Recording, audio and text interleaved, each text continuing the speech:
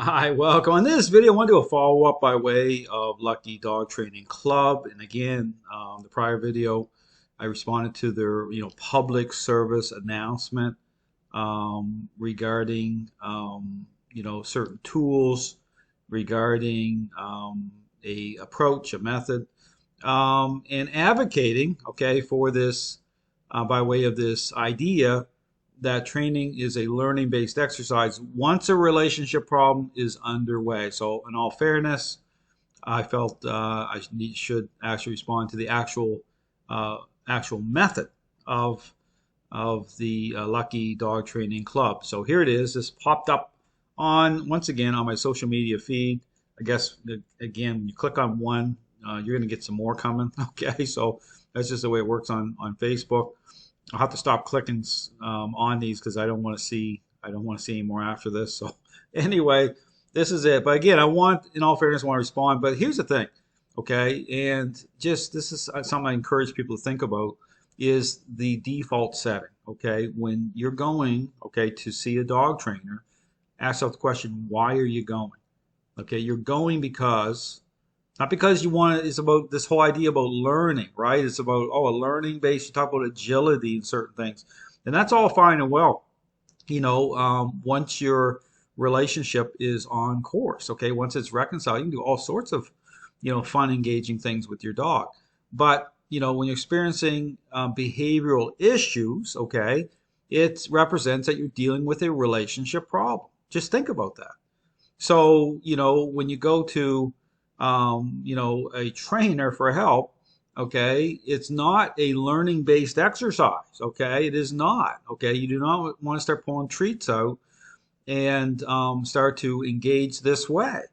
Because again, and I encourage you to check out the question, I call it the question of the century, the statements posted up on my Facebook page. Anyone can go and look at it. It speaks to the heart of the matter, okay, as to the real problem in the dog training world. Because the question is, what is the criteria? And the same holds true here. What is the criteria that these trainers are using, okay, to establish that the perceptions of dogs are changing the right way within the framework of response, okay? When you see it here, okay, using the treats, dog does a sit. But the question you ask, what, can you trust those responses? Like, what's really going on here? Is this really what it's about? And what's even the context of agreeableness? Okay, a dog very agreeable to do a sit, but here's the thing: just like the selfish child example, you have a selfish child perform very good responses, right, for something that they want, okay, and they may pick up their toys for, a brand new Xbox game, or be highly motivated to do a certain thing for $100, very motivated. But so you can get good responses, but you have to ask the question: is that all it's about once a relationship problem is underway? See, that's the deceptive nature of what's going on here. Is that you talk about what is the criteria when influence and control. I talk about that come into a process that's going to reveal. Okay, that's going to reveal and change. Think of it like a parent that says, instead of saying here's $100 to pick up your toys, like pick up your toys. Okay, because in terms of, again, referencing the roles, okay, parent-child relationship, because you're the parent. And so we talk about influence and control. That's parental influence now, right, happening. And what is revealed through that for the selfish child? I ain't doing it.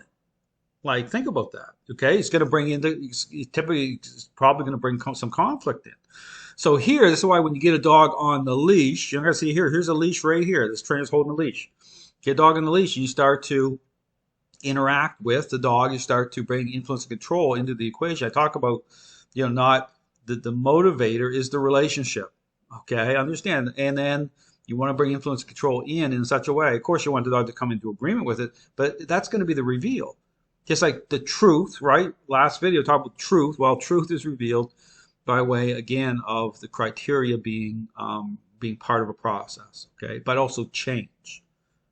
Okay, it's very specific. It's the type of conversation that you're going to have. It's like a parent-child type of conversation you're going to have in close and personal versus 20 feet away. I talk about all these various themes here. Let's play some of this, because understand something. So picture you're going in with a relationship problem, and this is the default setting. right away, pulling the treats out. This is like hardwired in. It's crazy. Okay, yeah, it's going to make you feel good. It's going to play into your emotions. Say, oh, this is great, but as a dog owner, you need to ask more questions. Like, was it just like the selfish child? Like there's certain relationship dynamics that have to come in. Dogs are social animals. Dogs are amazing, but it's depth of relationship. Okay, this is just superficial stuff going on here. It doesn't reveal anything. So let's play this. Finn, good job.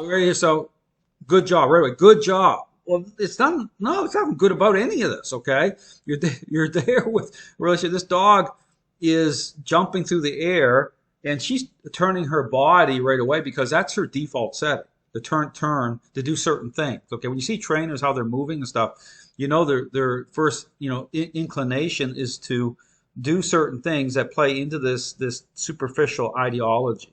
Okay, to not bring a dog under a level of control, not bring a dog under a level of influence. And because they're so permissive, typically in their thinking, then if you even mention about leadership or about doing certain things, they immediately like almost panic about it. There's no kind of reasonable anything going on. They'll start to talk about abuse and certain things because that's where they're at. That's their framework of thinking because it's all bribery based, it's all permissive. But there's nothing about connecting dots here to say, well, when the dog goes back into the real world and things aren't lining up and the dog owner is still experiencing a relationship problem, well, let's connect the dot here. Is it because of the process itself, how you engage, nothing actually got fixed? Or, oh, there's something wrong with the dog. See, that's the, blame shifting on the dogs has become normalized now. Because understand, so many trainers are doing this that it seems normal. It's not normal. And Finn usually gets super, super excited. Can you leave me a leash? Gets super excited when he gets off. So he's just super excited. How about energy? I talk about this too. Like, when you engage the right way, it's not meant to break the spirit or drive of the dog. Okay. What happens is, yeah, you're going to get a certain dynamic going on, in terms of, of influence and control now online. So, there's going to be a certain reaction to that. But what it does is, as the dog comes into agreement with, the focus of the dog shifts onto the dog owner the right way. Okay, you start to fade in, so to speak. So it actually makes the dog more confident, right? Because you're fulfilling your role, the role in terms of, dogs are social animals. You're meeting your dog's social needs. It takes the stress off the dog. And so typically what you see with a lot of dogs that, again, holding a level of control is they're stressed, right? They start to shake. They're stressed because they're caught in between two worlds, so to speak. And because it's all about people's emotions, they can never get the relationship fixed. The leash, good. But he's a good boy. Look, just tossed that treat down. I mean, what is that? I mean, he's been training a while, so he knows the. He's been training a while. Drill. He knows that he's not going to get any attention. So it's just this type of focus, right? So we talk about focus. There's good focus and there's bad focus. Okay, just think of the permissive parenting example where a child goes to a certain parent because they get what they want. They get their ice cream, they get what they want. And so what's being sold in the dog training world, there's no context of anything. So say, oh, just so long as you have focus, that's a good thing. Well, not necessarily at all. Okay, you get this type of possessive attachment happening in the relationship. That's not good. That's not what you want. Okay. Yes. Unless he gives me that nice sit. So just a nice sit. That's meaningless. Doesn't mean anything. Okay, I understand that. That's not because, again, influence and control, they have to be part of it. It's not about superficial responses. Okay, so I'll just stop it here. I'll just say that this is the default setting.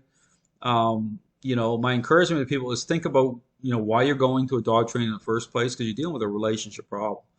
Okay, and so, in saying that, it needs to take a path of a intervention. It has to approach it that way. Influence and control, they have to be brought into the equation, but it's not done in such a way to start a war with your dog.